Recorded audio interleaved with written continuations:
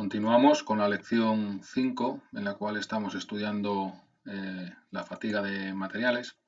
Habíamos terminado con el enfoque de vida total, en el cual el material partía de una situación sin fisura. Primero esa fisura se tenía que iniciar y posteriormente propagaba hasta la rotura final.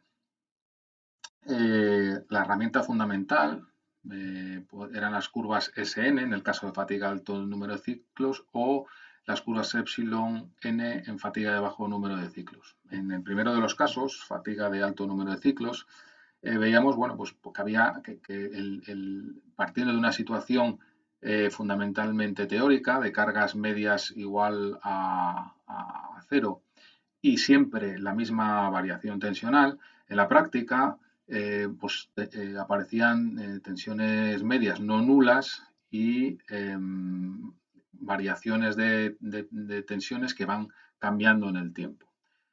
Y por lo tanto era necesario aplicar herramientas que permitiesen realizar análisis a fatiga en situaciones prácticas. Para ello, partiendo, insisto, de esas curvas SN, pues había correcciones por efecto de tensión media, como Soderberg, Goodman y Herbert, y la regla de daño acumulado, regla de Miner, para el efecto de la existencia de variaciones de tensiones variables en el tiempo. Bien, ese era el primer enfoque de vida total. Ahora, a partir de ahora, estudiamos el crecimiento de fisuras por fatiga.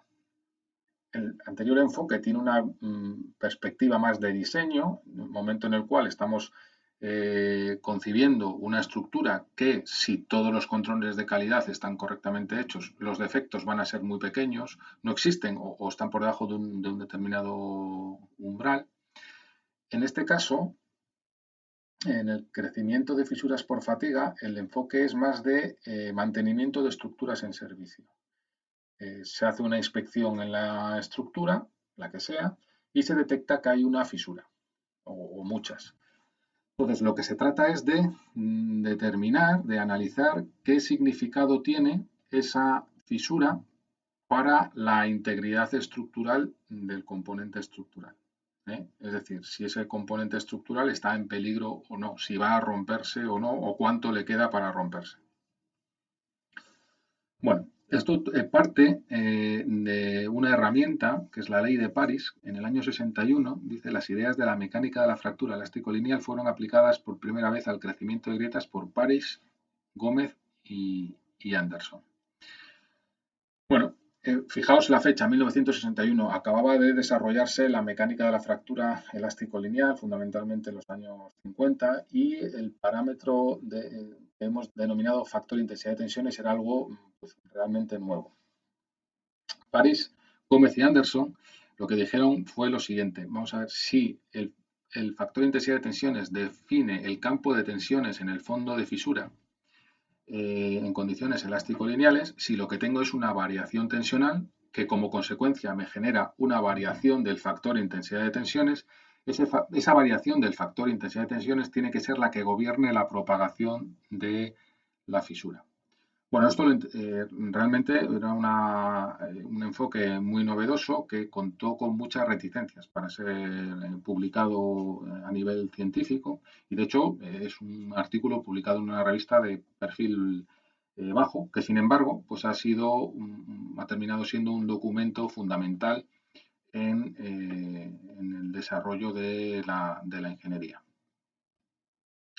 Bueno, ellos observaron lo que hicieron fue representar el crecimiento de fisuras frente a la variación del factor de intensidad de tensiones, y obtuvieron gráficas como las que veis en la transparencia. Observaron que la mayor parte de los puntos les caían en un tramo recto, estamos en escala doblemente logarítmica, y quedaban en un tramo recto. Esto es precisamente la zona de la ley de París. La ley de París ocupa este tramo recto. Observaron también que esta velocidad se disparaba y conducía irremediablemente a la rotura en esta zona C, y que había un punto en el que la zona de la ley de París se quedaba interrumpida porque no había propagación, la fisura se paraba. Ahora entraremos con más detalle en cada una de estas zonas A, B y C. Pero esta es la herramienta a través de la cual se estudia la propagación de fisuras.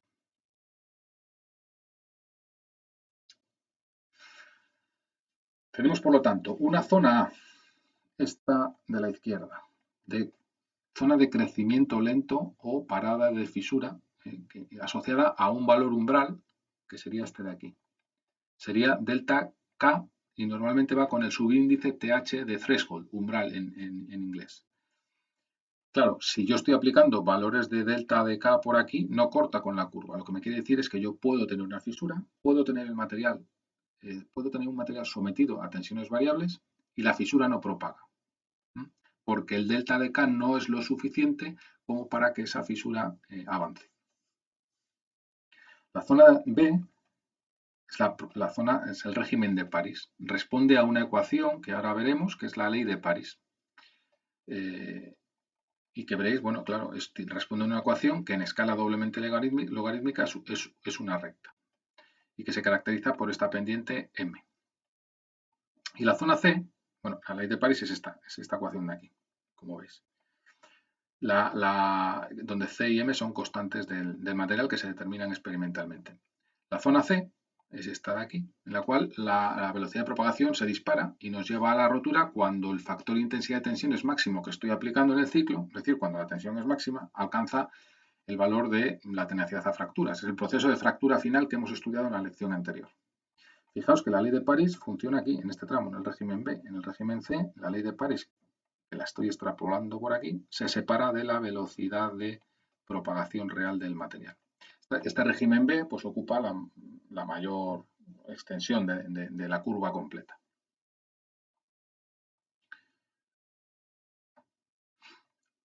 Fijaos que aquí también os dice que a esta altura, entre 10 a la menos 6 y 10 a la menos 8, dice un espacio interatómico. Claro, estamos en milímetros ciclo aquí. Aquí estamos en torno a los 10 menos 6, 10 menos 7 milímetros entre los dos valores. Eso es un espacio interatómico.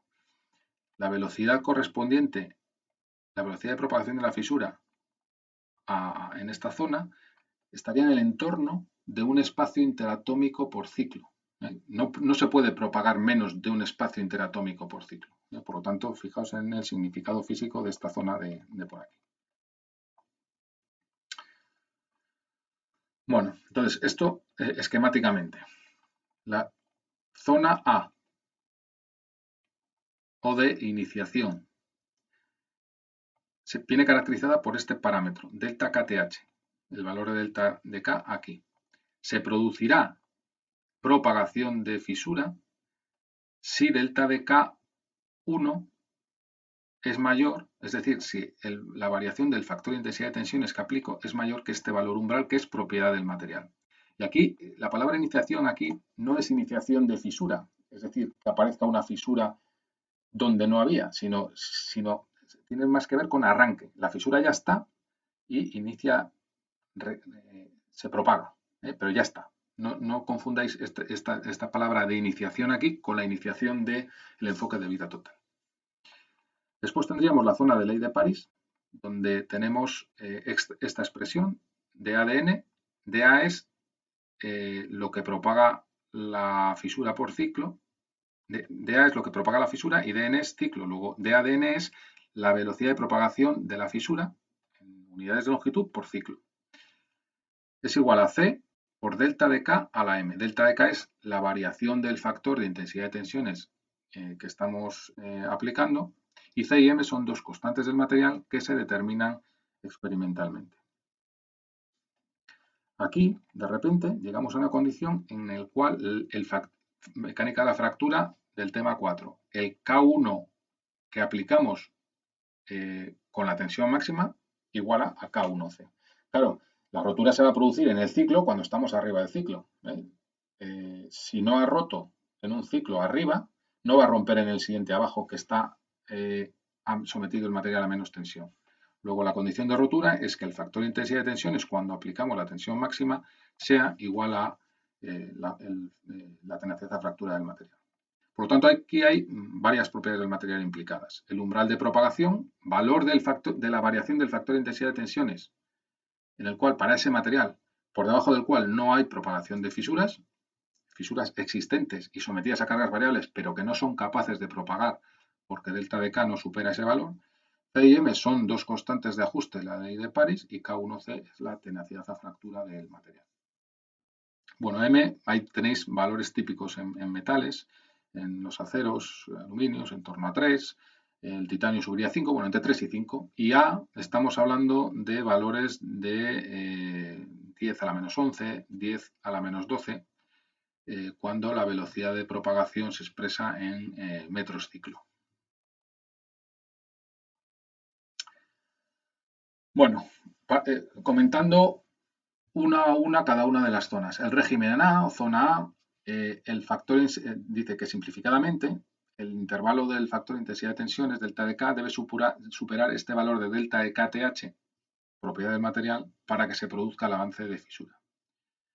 Dice, en la práctica lo que sucede es que cuando la variación del factor de intensidad de tensiones es menor que delta de KTH, la fisura propaga a velocidades no detectables. Desde el punto de vista práctico ingenieril, que ese es el que nos interesa en esta asignatura, la fisura no propaga. Fijaos en la definición práctica que da aquí. Cuando la velocidad de crecimiento de fisura cae por debajo de 10 a la menos 8 milímetros ciclo, se considera que la fisura se ha detenido. Ahí es donde la recta de ley de París ya se corta y se mete la vertical.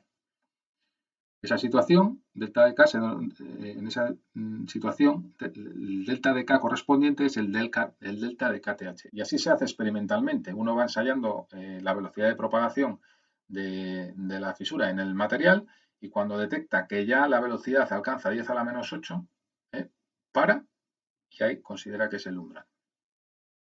Dice, este límite representa una velocidad media de propagación menor que un espacio interatómico por ciclo. ¿Cómo puede ser eso si sabemos que, por lo menos, la fisura propaga de donde estaba un átomo hasta donde está el siguiente? No puede propagar menos. Bueno, pues la cuestión es que no es que propague ciclo a ciclo. Dice, si se considera que hay un gran número de ciclos, se considera que hay un gran número de ciclos en los que no se produce avance alguno. Es decir, la fisura crece un espacio interatómico, se estabiliza durante un número de ciclos y después de un determinado número de ciclos vuelve a propagar un espacio interatómico, de tal manera que nosotros obtenemos velocidades medias de propagación inferiores a un espacio interatómico. Esa es la razón.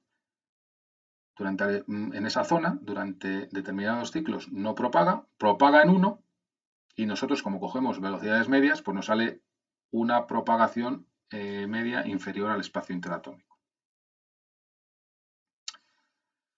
En el régimen B, bueno, esto lo veréis con detalle en ejercicios prácticos. Son ejercicios en los cuales simplemente se tiene que integrar la ley de París, que es una expresión que veis que es bastante sencilla y que tampoco debería dar lugar a demasiadas dificultades.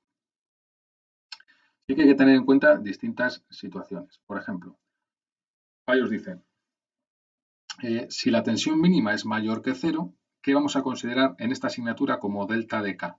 Esto después tiene matices en las normas de aplicación o los procedimientos de evaluación correspondientes, pero para esta asignatura, en una primera aproximación, lo vamos a hacer así. Delta de K, si la tensión mínima es mayor que 0, delta de K será el K1 que aplicamos con tensión máxima, es decir, el factor geométrico por la tensión máxima raíz de pi A, menos el K1 correspondiente a la tensión mínima, factor geométrico por la sigma mínima raíz de pi A. ¿Qué ocurre si la tensión mínima es de compresión? Pues la parte de compresión no la tenemos en cuenta porque en la parte de compresión la fisura está cerrada. Nosotros nos interesan qué tensiones van a hacer que la fisura propague. Las de tracción, cuando la fisura se abre y solicita en el fondo y genera tensiones elevadas en el fondo. Si estamos con tensiones de compresión, lo único que hacen las compresiones es apretar una cara de la fisura con respecto a la otra, pero no contribuyen a su propagación. Ya digo, esto tiene matices, hay efectos de cierre de fisura, etcétera, que no van a ser objeto de estudio en esta asignatura. Por lo tanto, fijaros, delta de K es K1 de sigma máxima menos K1 de sigma mínima si todos son tracciones, y se da directamente K1 de sigma máxima si varía entre tracciones y compresiones. ¿Vale? Aquí, bueno, para ser estricto sería K1 de sigma máxima menos K1 de sigma igual a 0. Es decir, si la tensión es 0, el factor de intensidad de tensiones es 0. ¿De acuerdo? Bueno, una vez que sabemos eso, ¿cómo se integra la ley de París? Lo primero que hacemos es desarrollar la expresión del factor de intensidad de tensiones que estamos aplicando. Será el factor geométrico, unas veces lo hemos llamado I, bueno, aquí lo llama M, por el delta de sigma que estamos aplicando por raíz de pi a. Vamos aquí, matices. Para que esto sea resoluble en clase, vamos a hacer simplificaciones. Vamos a considerar que delta de sigma es siempre el mismo, ya hemos visto que en la práctica esto pues, muchas veces no se da, y vamos a considerar que el factor geométrico es una constante, cuando realmente esto es una expresión que depende del tamaño de fisura. Si lo considerásemos así, nos saldrían expresiones a integrar muy complejas. Luego vuelvo sobre ello.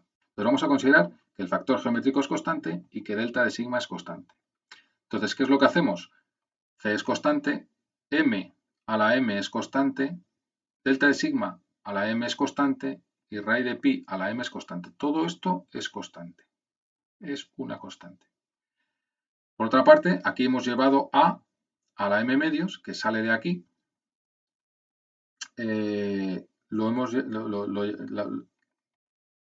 Fijaos, es a la M medios porque está elevado a la M, pero también dentro de una raíz. Hemos llevado a la M medios debajo del diferencial de A. Y aquí nos hemos traído el diferencial de n, que va multiplicado por una constante. Entonces, ahora lo que hace, esta es la expresión desarrollada de la ley de París. ¿Qué vamos a hacer ahora? ¿Qué vamos a hacer ahora?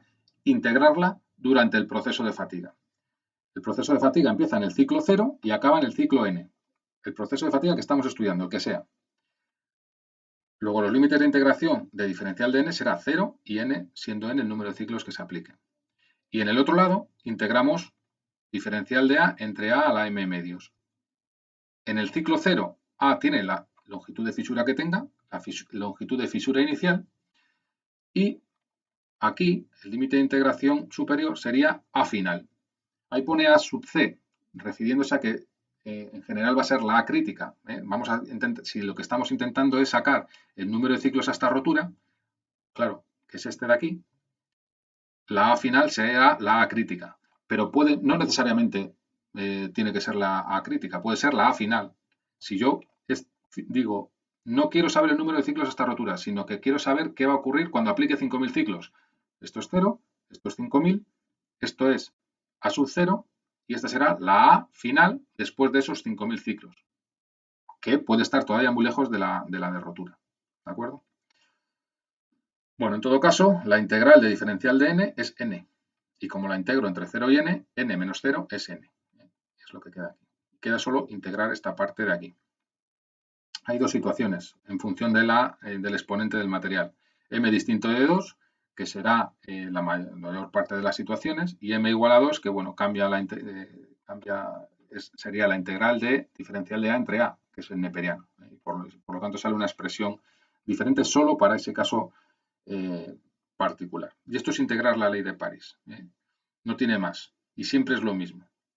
Insisto, simplemente hay que tener en consideración algunas cuestiones, como que solo se mete la parte de delta de sigma de tracción, la parte positiva, ¿de acuerdo? Que en M, si M es igual a 2, la expresión cambia un poco y estos tres valores correspondientes a los límites de integración, n, a sub 0 y a sub c. Y normalmente lo que se os va a preguntar es uno de ellos, con lo cual los otros dos, como solo tenemos una ecuación, solo puede haber una incógnita. Los otros dos tienen que ser, os los tenemos que dar en forma de datos, de una u otra manera. ¿De acuerdo? Ahora también volvemos sobre ello. Bueno, claro, esta figura nos aclara un poco lo de las compresiones. Si tenemos compresiones, como es esta figura, esta parte de tensiones negativas de compresión no la consideramos.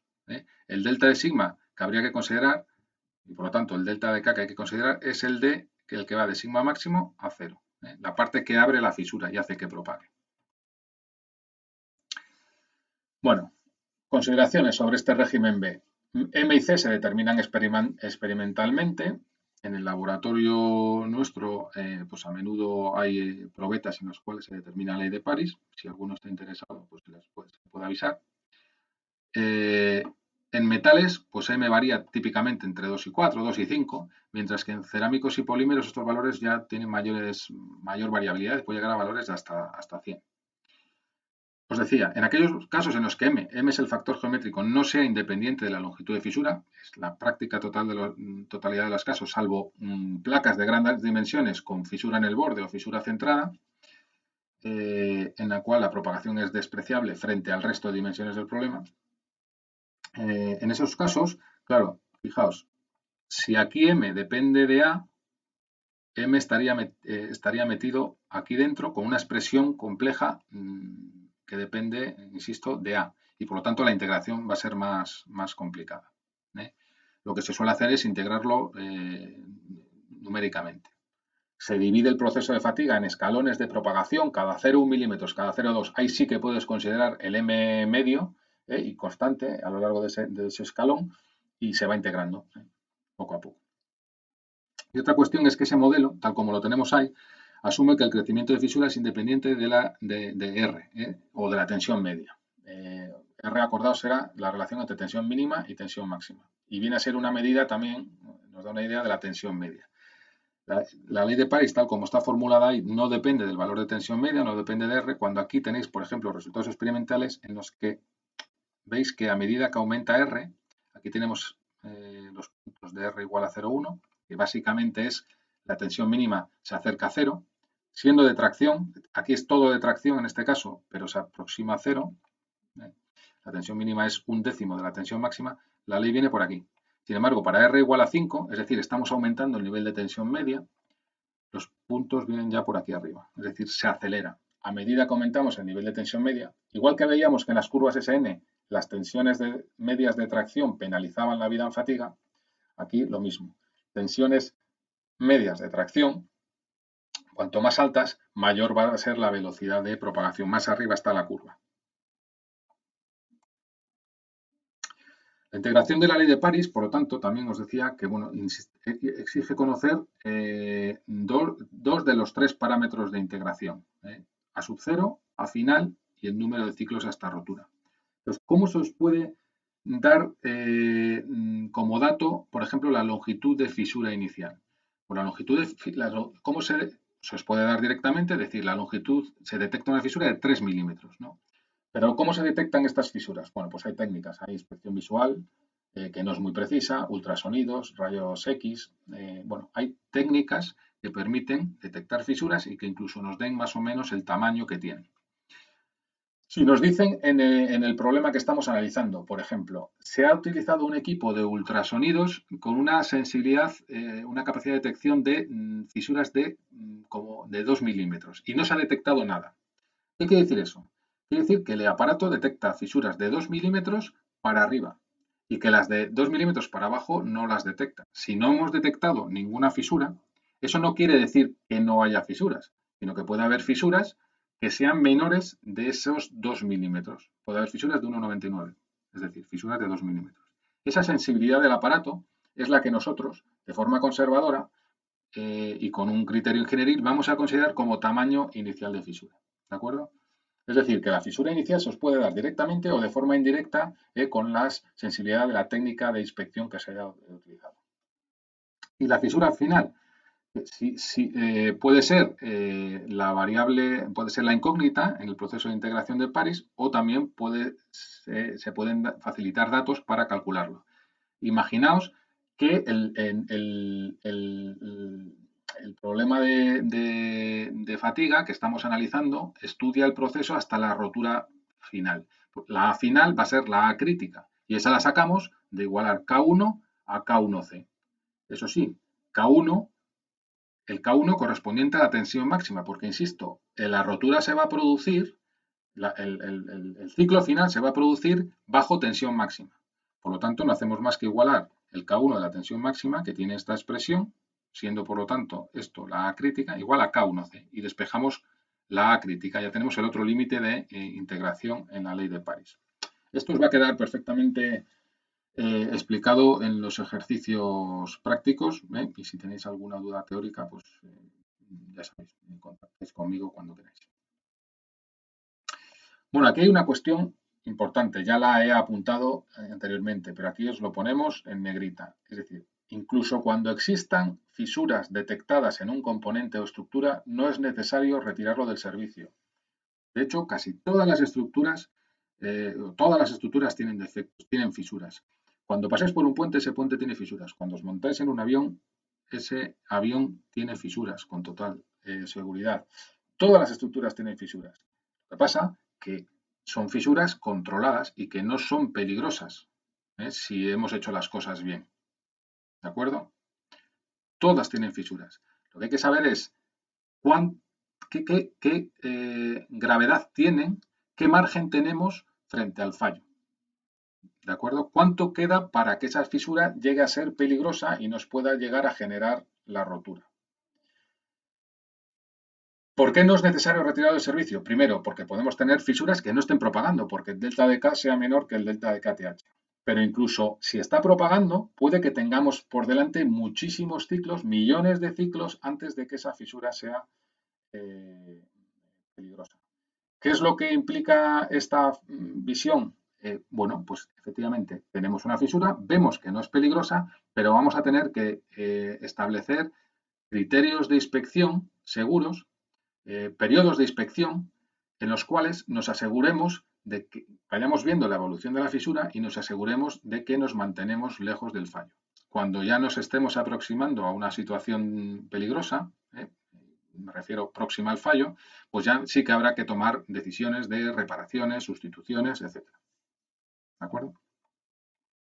Esto tiene mucho que ver con una asignatura de máster que es integridad estructural, pero aquí lo dejamos aquí. Bueno, y finalmente el régimen C. Esto ya nos pone en relación con la lección 4. Acordaos que en la lección 4 yo os decía, tenemos una fisura y queremos ver si nos va a producir la rotura o no. Y para ello hacíamos uso de la mecánica de la fractura elástico-lineal si el material era elástico-lineal, o utilizábamos diagramas de fallos si había para una situación mucho más amplia, desde mecánica de la fractura elástico-lineal hasta colapso plástico, pasando por la mecánica de la fractura elastoplástica. Bueno, el régimen C no se corresponde más que a ese momento final de rotura. Es decir, la fisura va propagando en el régimen B y de repente eso se acelera porque la fisura alcanza el tamaño crítico. Y ese fallo se va a producir, como ya sabemos, por dos mecanismos diferentes. Por una fractura final, puede ser fractura frágil, puede ser fractura elastoplástica, ejemplo de aceros a bajas temperaturas, o bien por colapso plástico de la sección remanente. Eso ocurre en materiales aceros estructurales normalmente a temperatura ambiente. Aceros estructurales que operan en condiciones normales. Bueno, de todo esto estamos viendo que hay una cuestión fundamental para analizar la propagación de fisuras, que es la ley de París. E igual que había un ensayo de tracción para determinar límite elástico, tensión de rotura, o un ensayo de fractura para determinar la tenacidad a fractura, para determinar la ley de París también hay procedimientos estandarizados, normalizados. Y aquí, bueno, os lo voy a explicar brevemente. La normativa que nosotros solemos utilizar, no es la única, es normativa americana, STM, Sociedad Americana de Ensayo de Materiales, la E647. Y tiene una serie de pasos, como veis ahí. Se basa en la mecánica de la fractura elástico-lineal y se va determinando la velocidad de propagación de fisuras en función de delta de K. Tiene estos 6 pasos que vamos a ir viendo uno a uno. Primero, hay que elegir el tipo de probeta. Y son probetas, las mismas probetas que utilizábamos en mecánica de la fractura. En este caso, en la figura veis una probeta CT. Se coloca la probeta, tiene aquí unos pasadores. Sabéis que las CT tienen 2 agujeros, se pasan unos bulones por esos agujeros y tenemos la máquina que le aplica los ciclos de carga variable. Y aquí se coloca un extensómetro que nos mide cuánto se abre la fisura en cada ciclo. La máquina tiene que ser capaz, son máquinas dinámicas, que tiene que ser capaz de aplicar cargas variables. No ir simplemente aplicando cargas hasta que se rompe, sino ciclos de carga. Aplicamos ciclos de carga de tipo senoidal, como los que hemos visto en teoría. Es decir, la máquina aplica delta de P, la probeta tiene una geometría, por lo tanto tiene un espesor, tiene un ancho y tiene un factor geométrico, y por lo tanto a partir de todo esto sacamos el delta de K que tenemos en la probeta en cada ciclo. Después, necesitamos un método de seguimiento del avance de fisura en función del tiempo. Es decir, nosotros vamos aplicando los ciclos de carga, pero tenemos que ir sabiendo cuánto mide la fisura en cada momento. Y esto hay distintos métodos. Hay métodos ópticos, que no siempre son posibles, aunque a veces se utilizan lámparas estroboscópicas que permiten ver la fisura mejor. Método de la flexibilidad, muy común. La flexibilidad se refiere a cuánto se abre la fisura, medido con el extensómetro, cuánto se abre la fisura para la carga que estamos aplicando. Claro, fijaos en las probetas, se abrirán tanto más cuanto más profunda sea la fisura. Y eso es posible relacionar. Es posible relacionar cuánto se abre la fisura en ese material en particular con el tamaño cuánto se abre la probeta en función del tamaño de fisura. Entonces hay expresiones que en función de lo que esté midiendo el CTO, el aparato electrónico, nos dan directamente el tamaño de fisura. De tal manera que nosotros vamos a ir aplicando ciclos, por ejemplo, 1000 ciclos, 2000 ciclos, 3000 ciclos. A los 1000 ciclos vemos cuánto se abre el extensómetro y por lo tanto sabemos el tamaño de fisura o lo medimos ópticamente. También hay métodos con potencial eléctrico. En fin, cada cierto número de ciclos medimos el tamaño de fisura y vamos representando una curva como la que veis aquí, que lógicamente se va a ir acelerando. A igualdad de carga, a medida que la fisura propaga, aumenta la tenacidad, el factor de intensidad de tensiones, aumenta el delta de K y la velocidad se termina acelerando. Bueno, ¿qué problema tiene representarlo así? Pues que la curva que obtenemos depende del delta de P que estemos metiendo. Aquí tenéis un material que parte de unas fisuras, son 4 probetas, parten de fisuras sensiblemente iguales, con longitud de fisura sensiblemente parecida, pero veis que para cargas bajas va a esta velocidad de propagación, vamos aumentando la carga y la velocidad de propagación, la propagación se dispara mucho antes. Es decir, cuanto mayor sea el delta de P, más rápido alcanzamos la situación crítica que vendría aquí, aquí, aquí y aquí. Luego, estas curvas no dependen solo del material, sino que dependen para un material y geometría de probeta determinado, dependen del nivel de cargas que estemos aplicando. Y esto no nos interesa. Y aquí es donde entra París. París dice, claro, es que no hay que representar tamaño de fisura frente al número de ciclos. Lo que hay que representar es velocidad de propagación de fisura frente a delta de K. Y si hacemos eso, las curvas que obteníamos antes, que dependían del delta de P que estemos aplicando, si en vez de representar estas mismas curvas experimentales con una curva A frente a N, si en vez de hacer eso lo representamos de A de N frente a delta de K, todas estas curvas, cada una para su delta de P, se convierten en una recta si lo representamos en escala doblemente logarítmica, que es la ley de París. Y eso sí que ya solo, como veis, depende del material, no del nivel de cargas que estemos aplicando.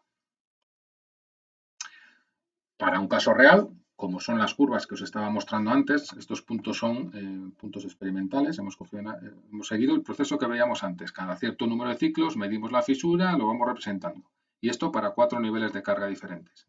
Bueno, pues ahora representamos todos estos puntos en esta otra gráfica, de ADN frente a delta de K, caen todos en una recta, en escala doblemente logarítmica. Se trata de un acero IC 4340 con una tensión de rotura de 786 megapascales y con un valor de R previamente definido. Bueno, pues aquí veis la constante C y la constante M de este material.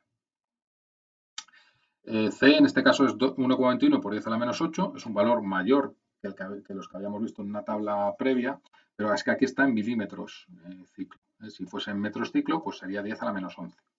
¿De acuerdo?